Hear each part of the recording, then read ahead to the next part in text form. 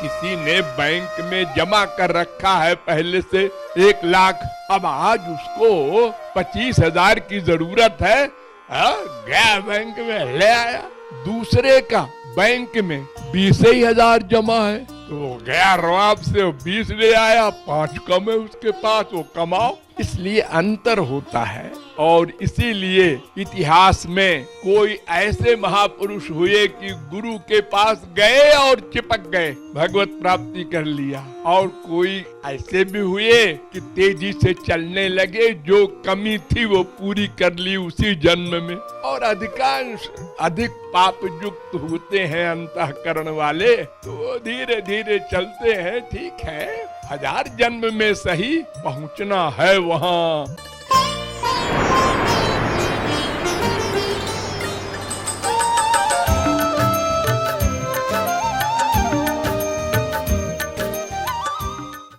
एक छोटा सा प्रश्न है एक साधक का,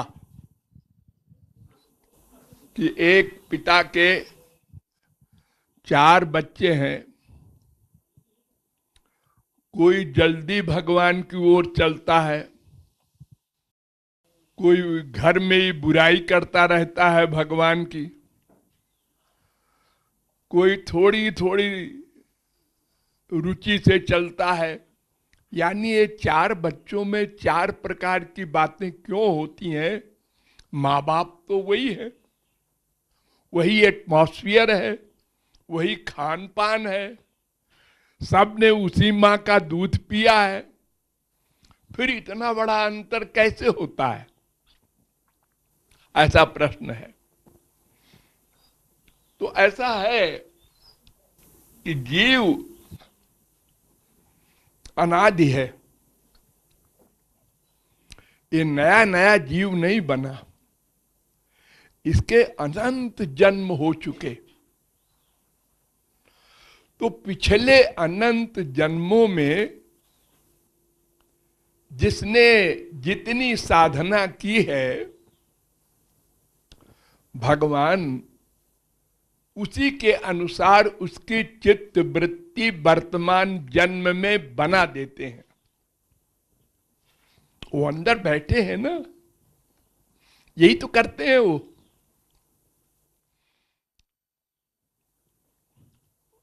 इसलिए कभी कभी ऐसा होता है कि भगवान या महापुरुष मिले और तुरंत भगवत प्राप्ति हो गई, और कभी 2 मिनट में, कभी 2 घंटे में, कभी 2 महीने में, कभी 2 साल में, कभी 2 जन्म में, कभी 1000 जन्म में। ये अंतःकरण की शुद्धि पर निर्भर है। नोट कर ले सब लोग,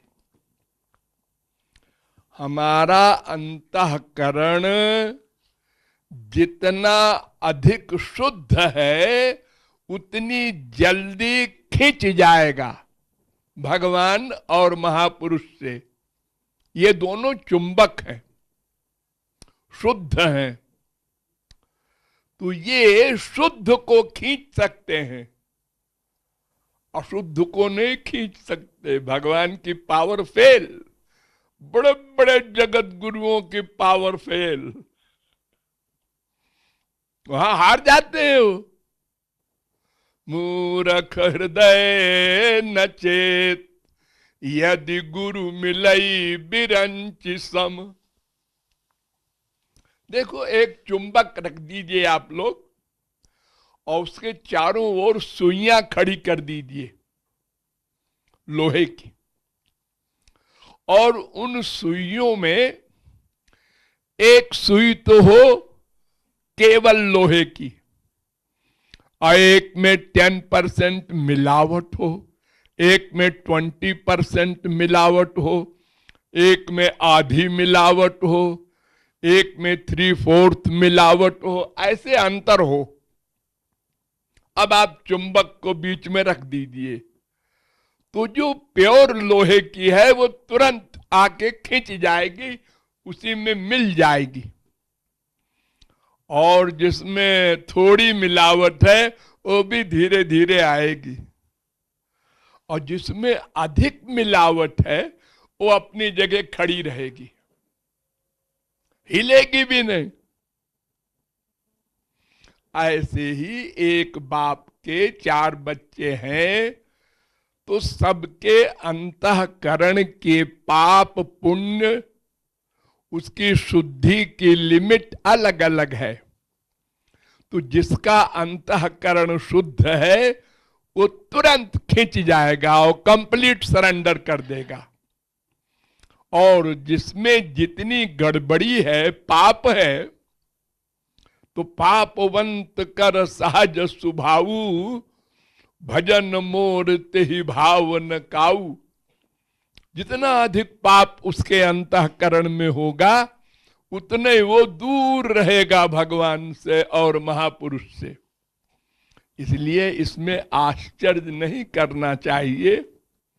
एक पिता के विपुल कुमारा, हो ही पृथक गुण शील आचारा। रामायण में कहा है ना, तो मुंडे मुंडे मतिर भिन्ना। हर एक जीव तमाम जन्मों में अनेक अच्छे बुरे कर्म किए हैं, इस जन्म में एक बाप के यहां आ गए 4 जीव। लेकिन वो जहां से आए पहले तो और बाप था और मां थी, उन्होंने क्या क्या साधनाएं की थी ये तो आम आदमी नहीं जानता, वो भी नहीं जानता, उसको भी याद नहीं है। ये तो केवल भगवान जानता है। इसलिए भगवान फल देता है कि जिसने अधिक साधना पहले की है उसको उसी क्लास में खड़ा कर देगा, वैसी रुचि अपने आप होने लग जाएगी। यहां तक कि अगर बाप खिलाफ भी हो तो भी वो नहीं मानेगा, वो भगवान की ओर चलेगा, उसे कोई रोक नहीं सकता। भले वो बाप हिरण्यकशिपु हो, वो प्रहलाद बनेगा। इसलिए आश्चर्य नहीं करना चाहिए। अगर हमने नहीं कमाया तो अब कमाए। किसी ने बैंक में जमा कर रखा है पहले से 1 लाख, अब आज उसको 25,000 की जरूरत है, गया बैंक में ले आया। दूसरे का बैंक में 20,000 जमा है तो वो गया रवाब से 20 ले आया, 5 कम है उसके पास, वो कमाओ। अब किसी ने कुछ नहीं जमा किया बैंक में, फकीरे चंद है, तो तुम अब फिर से शुरू करो, कमाओ। इसलिए अंतर होता है। और इसीलिए इतिहास में कोई ऐसे महापुरुष हुए कि गुरु के पास गए और चिपक गए, भगवत प्राप्ति कर लिया। और कोई ऐसे भी हुए कि तेजी से चलने लगे, जो कमी थी वो पूरी कर ली उसी जन्म में। और अधिकांश अधिक पाप युक्त होते हैं अंतःकरण वाले, तो धीरे धीरे चलते हैं। ठीक है, 1000 जन्म में सही पहुंचना है वहां, नहीं तो 84 लाख में घूमना पड़ेगा। ये आशय है।